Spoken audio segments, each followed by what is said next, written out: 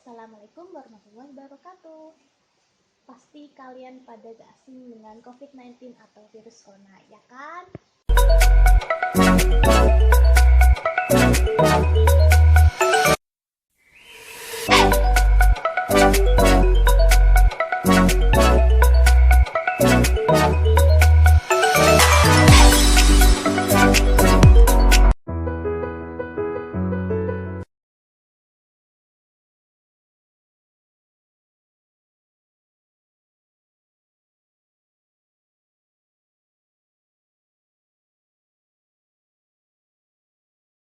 Next.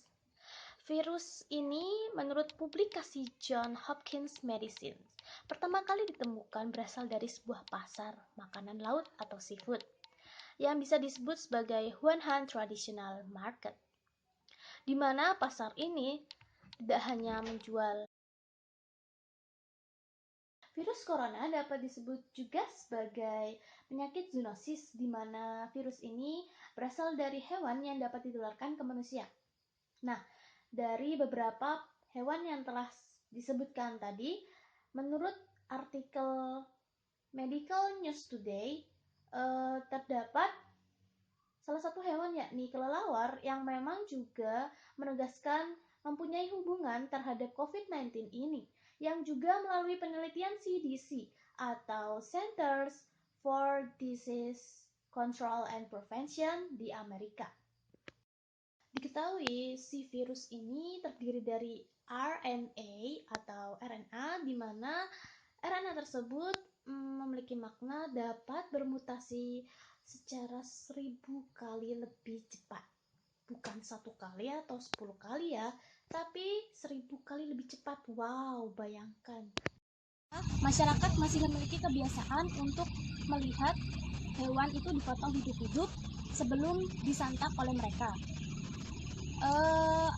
Hal itu karena masyarakat ingin tahu apakah hewan ini masih fresh atau enggak.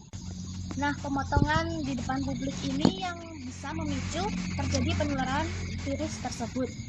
Bayangkan aja misalnya katak atau kadal dipotong hidup-hidup, kemudian pasti ada cairan yang memercik kemana-mana, karena kan hal itu sangat kecil jadi gak bisa dilihat oleh mata. Belum lagi potongan tadi dimasaknya belum matang sehingga dikonsumsi oleh manusia, masuklah ke tubuh kita, nyebar kan? Apalagi ada manusia yang gak jaga kebersihan, kesehatan, pegang barang yang kemudian dipegang oleh manusia lain, contact each other and human touch to other human hands. Di tengah kejadian wabah ini, Indonesia dapat dibilang berada di ujung bahaya, karena relasi perdagangan Indonesia dengan Tiongkok itu memiliki hubungan yang sangat erat. Apalagi Tiongkok termasuk pasar ekspor terbesar kedua di dunia. Dapat kita lihat neraca di bawah ini sebagai berikut.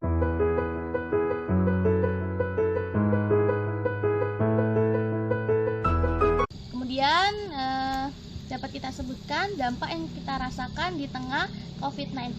Yang pertama, pekerjaan yang mulai menghilang bagi freelance atau pekerja yang mendapatkan upah harian. Yang kedua, kenaikan harga barang akibat kelangkaan produk atau barang. Yang ketiga, merosotnya atau bangkrutnya perusahaan karena tagihan yang meningkat. Yang keempat, terjadinya PHK atau pemberhentian kerja, di mana hal tersebut terjadi dikarenakan tidak adanya transaksi bisnis atau penjualan sehingga mempengaruhi pemasukan pada perusahaan.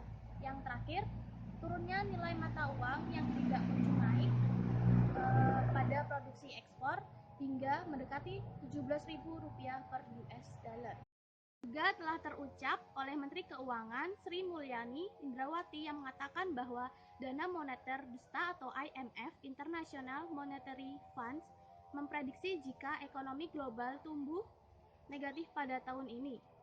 Angka ini jauh di bawah dari angka proyeksi sebelumnya, yang mana ekonomi global tumbuh 3%, tepatnya pada pembukaan Managing Director IMF pada tanggal 24 bulan Maret 2020. Selesai sudah waktu kita ditemani dengan topik virus corona. Tapi sebelumnya ingin tahu nih, apa kalian yang lagi nonton mempunyai opini pribadi atau mungkin memiliki sumber yang lebih dari ini? Uh, let's share over here. Just don't be shy. Anything you can share here. Oke? Sekian dari vlog ini. Wabillahi taufik wal hidayah. Wassalamualaikum warahmatullahi wabarakatuh.